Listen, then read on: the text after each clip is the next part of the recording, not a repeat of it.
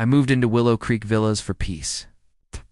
After 38 years of teaching high school and finally retiring, I just wanted some sunshine, a modest garden, and the quiet hum of suburban life. My husband passed away 3 years ago, always watching. He rarely spoke about what he'd seen overseas, but you could tell something in him had changed. Still, I was glad to have him home, even if only for a while. And it had been just me and my cat Jaspering, till my son Ryan came home. Ryan, my only child, had served 3 tours as a Navy SEAL. Quiet, disciplined, the neighborhood was beautiful on the outside. Trimmed hedges, neat sidewalks, pastel-painted homes, but lurking beneath that pristine surface was something darker. Her name was Margaret. Everyone knew her as Karen, the self-appointed queen of the HOA. From the very first day, she made her presence known. She told me one morning while sipping her sugarless iced tea, "It disrupts the visual harmony. Can't have that wind chime." I smiled politely, took it down. It's not worth the argument. Ryan was in the basement working out when Karen used her HOA master, key which was only supposed to be used for emergency inspections, and let herself into our home. He didn't have to. Need to leave. I have a master key, if the bylaws allow access for inspection. I suggest you leave this house before I call the real authorities. Besides, you're not the homeowner. Now, not touching her, just standing tall, still, and unmovable, holding to grocery bags, Anne found Karen shouting at my son like he was some thug. That SEAL calm settled in. But that was just the beginning. She'll fine me for having potted marigolds by the door instead of begonias like the approved list suggested. Ryan kept telling me to ignore her. That's my son, and my decorated Navy SEAL son. But I could tell she was watching us, always scribbling something down on her clipboard. It was Margaret who sent warning letters about my non-regulation mailbox, even though it came with the house. Then one day, things escalated. I had gone out grocery shopping. Yes, she entered without permission. "You should really keep your house in order.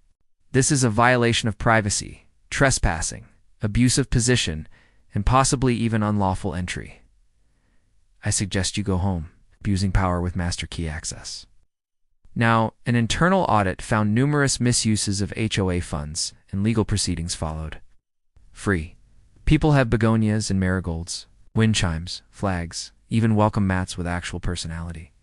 She kept records on residents, took photos without consent, and fined people who refused to comply with her unreasonable demands. Every time it rings in the breeze, I smile. But now he smiles more. Even Jasper curls up next to him, purring like never before. "And your guests under control?" According to Ryan, Jasper's hiss alerted him. He came upstairs, shirtless, sweat on his brow, and found Karen snooping around the living room with her clipboard. "Your mother's decor is against regulation, Ryan. Excuse me." "What do you think you're doing, Karen?" "I'm with the HOA, young man. I'm performing a spontaneous inspection." Ryan didn't raise his voice. In a very old photo of his unit, "Ryan, you just broke into a private residence." His refusal to be intimidated, it brought justice not just to me, but to the entire neighborhood. Karen scoffed. Ryan stepped closer, calm, but commanding. "Ma'am, you just made a very big mistake." Karen rolled her eyes and tried to walk past him. That's when Ryan stepped into her path.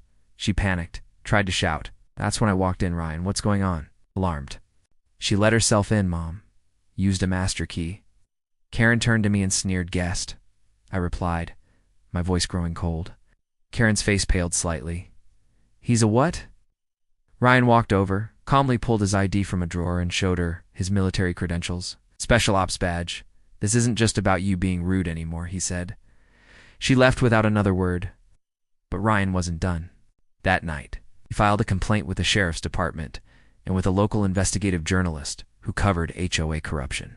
Within a week, the story broke. HOA president accused of breaking and entering. Turns out Karen had done this before and let herself into homes under the guise of inspections. Sometimes when women were home alone, but this time, she messed with the wrong family. My son's calm, his authority. Karen was removed as HOA president in a unanimous vote. Today, the neighborhood feels lighter. And Karen, she sold her house and moved away. Ryan, he's still with McQuiet, steady, always watching.